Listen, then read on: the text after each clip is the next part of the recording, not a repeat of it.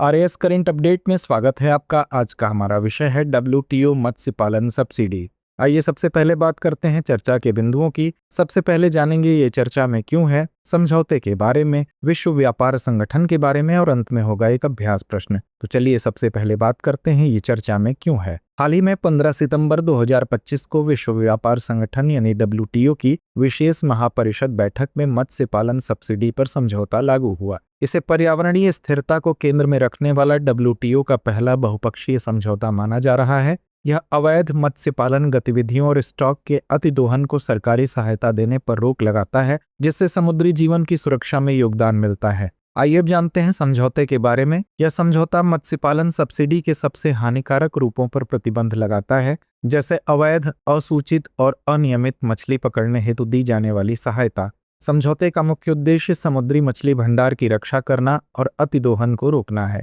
इसमें उन सब्सिडियों को खत्म करने की बात है जो अति मत्स्यन और अस्थायी मछली पकड़ने को बढ़ावा देती हैं। यह समझौता समुद्री पारिस्थितिक तंत्र के संरक्षण के साथ साथ मछुआरा समुदायों की आजीविका को सुरक्षित करने पर केंद्रित है। समझौते को जून 2022 में डब्ल्यूटीओ के 12वें मंत्रिस्तरीय सम्मेलन में सर्वसम्मति से अपनाया गया था। इसके कार्यान्वयन के लिए डब्ल्यूटीओ ने एक विशेष फिश फंड की स्थापना की है ताकि विकासशील देशों और एलडीसीज को तकनीकी सहायता दी जा सके। यह डब्ल्यूटीओ का पहला बहुपक्षीय समझौता है जो पर्यावरणीय स्थिरता को केंद्र में रखकर बनाया गया है। आइए अब जानते हैं विश्व व्यापार संगठन के बारे में। यह एक अंतर्राष्ट्रीय संस्था है जिसका गठन राष्ट्रों के बीच वैश्विक व्यापार नियमों को विनियमित करने हेतु किया गया है। इसके 166 सदस्य हैं जो विश्व व्यापार के 98% का प्रतिनिधित्व करते हैं। डब्ल्यूटीओ का सर्वोच्च निर्णय लेने वाला निकाय मिनिस्ट्रियल कॉन्फ्रेंस है जो सामान्यतः हर 2 वर्ष में बैठक करती है। इसके अधीन जनरल काउंसिल का कार्य करता है जो विवाद निपटान और व्यापार नीति समीक्षा की जिम्मेदारी निभाता है।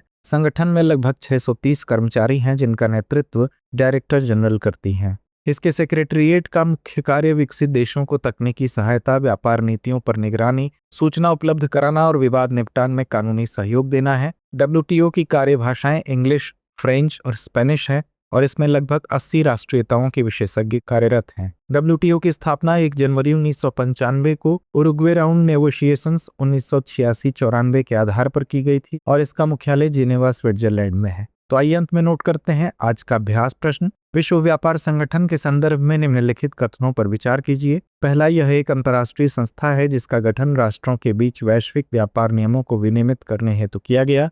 दूसरा, इसके 166 सदस्य हैं जो विश्व व्यापार के 98% का प्रतिनिधित्व करते हैं। उपर्युक्त में से कौन सा या से कथन सही है? यह है विकल्प ए केवल 1, विकल्प बी केवल 2, विकल्प सी 1 और 2 दोनों, या विकल्प डी ना तो 1 ना ही 2। तो इस प्रश्न का जवाब कमेंट बॉक्स में देना ना भूलें। धन्यवाद।